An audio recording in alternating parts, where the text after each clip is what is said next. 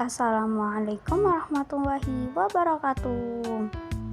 Pada video pembelajaran kali ini, kita akan membahas tentang macam-macam najis dan cara mensucikannya.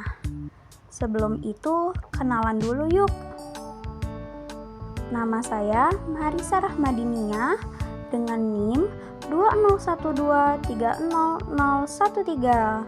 dari kelas PAI 4L. Adapun tujuan saya membuat video pembelajaran ini ialah untuk memenuhi tugas akhir semester mata kuliah Teknologi Informasi dengan dosen pengampu Ibu Rikel Saputri MPD.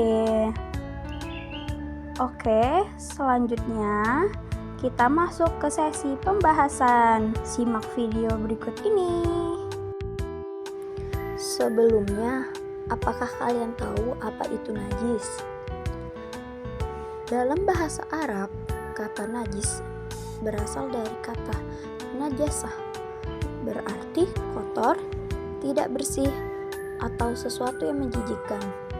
Sedangkan secara istilah, najis adalah segala sesuatu yang dianggap kotor oleh agama dan menyebabkan tidak sahnya ibadah, terutama sholat, dan jika terkena tubuh, pakaian atau tempat ibadah seseorang, kecuali setelah disucikan sesuai aturan. Macam-macam najis terdiri dari dua, yaitu berdasarkan tingkat kekotorannya, yaitu najis mukhaffafah, najis mughalazah, dan najis mutawassithah. Dan berdasarkan wujudnya, yaitu najis ainiyah dan najis hukmiyah. Kita bahas satu persatu ya. Berdasarkan tingkat kekotorannya, yang pertama ada najis ringan atau najis mukhaffafah. Adalah najis yang cara pensuciannya lebih mudah atau praktis. Contohnya, air kencing bayi laki-laki yang berusia di bawah 2 tahun belum makan makanan selain ASI atau air susu ibunya. Selain air kencing bayi laki-laki, najis ringan juga bisa mencakup madzi atau cairan yang keluar saat ada rangsangan seksual yang tidak memancar.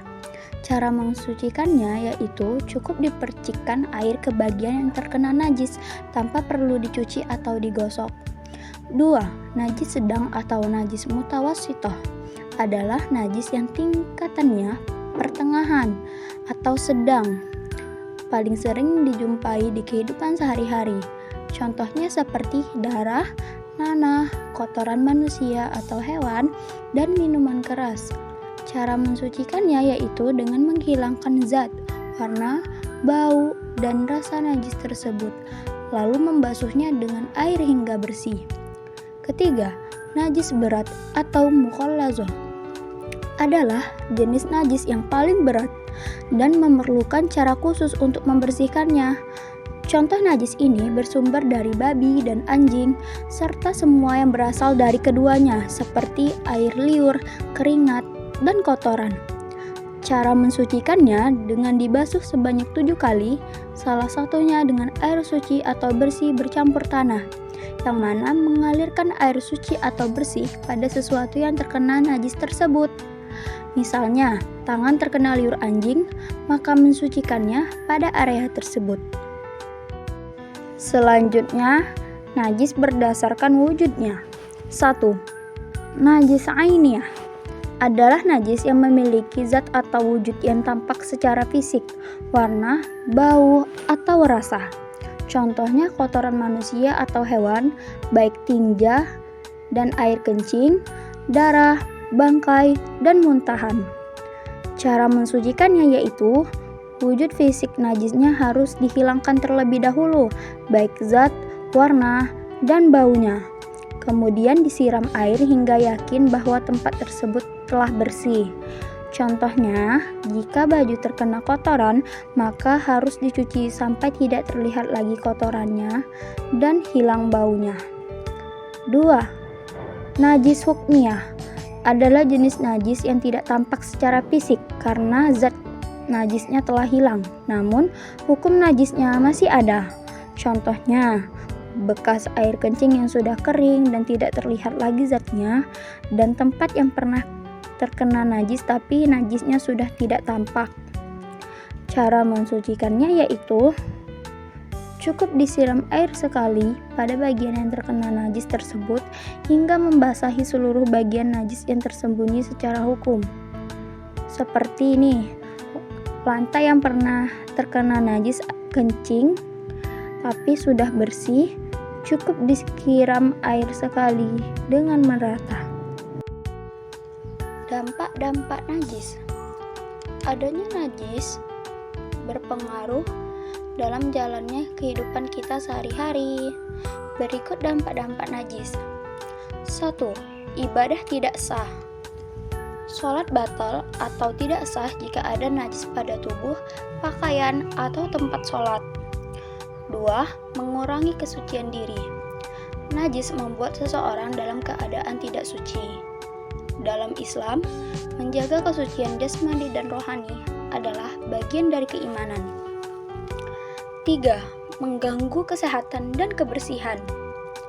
Najis seperti kotoran manusia atau hewan dapat menjadi sumber penyakit jika tidak dibersihkan. Islam mengajarkan kebersihan sebagai bagian dari iman. 4. Menimbulkan bau tidak sedap. Najis yang tidak dibersihkan akan menimbulkan bau busuk yang dapat mengganggu orang lain dan membuat lingkungan tidak nyaman. 5. Mengurangi kehormatan dan penampilan. Seseorang yang berpakaian najis atau tidak bersih bisa dipandang tidak sopan atau jorok. Dalam Islam, menjaga penampilan termasuk bagian dari adab dan etika sosial. 6. Menghalangi masuk masjid. Orang yang terkena najis atau membawa najis tidak boleh masuk masjid sebelum bersuci. Masjid adalah tempat ibadah suci yang harus dijaga kesuciannya. 7. Dosa jika sengaja membiarkannya. Jika seseorang mengetahui dirinya terkena najis dan tidak membersihkannya, maka bisa berdosa, terutama jika mengerjakan ibadah dalam keadaan sedang bernajis. Ini termasuk mengabaikan perintah agama tentang toharoh atau bersuci. Oke, tadi kan sudah menyimak video pembelajaran yang disampaikan. Semoga bermanfaat dan dapat menjadi wawasan pengetahuan. Sekian dari saya. Wassalamualaikum warahmatullahi wabarakatuh.